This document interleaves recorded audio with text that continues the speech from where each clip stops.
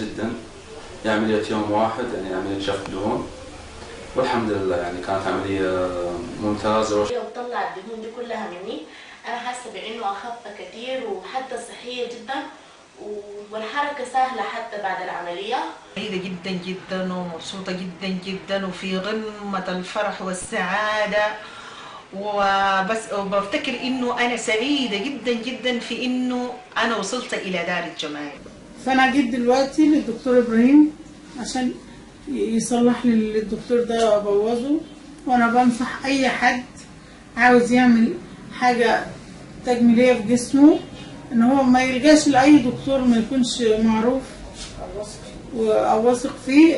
طبعا الدكتور إبراهيم كامل إن شاء الله ربنا يوفقه يعمل عملية شد ترهلات واستئصال الدهون وشفط الدهون، وربنا يسهل يعني وربنا يوفقه يا رب إن شاء الله. تو خارج من عملية من ساعة ونص، حذفنا الدهون ولله الحمد، ما توجعش بس كمية كبيرة وارتحنا منها يا لك الحمد. احنا لسه بصحة وسلامة دلوقتي، مرتاحين منها أوي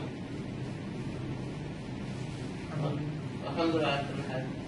بصراحة أثبت إن هو أحسن دكتور في مصر، وأنا أنصح كل الكويتيات والسعوديات والإماراتيات يجون يسوون التجميل، لأن بصراحة إيده ملفوفة بحرير وماكو مثله يعني في مصر ولا في الكويت كلش، وذمة وضمير وأخلاق وكل شيء، فياريت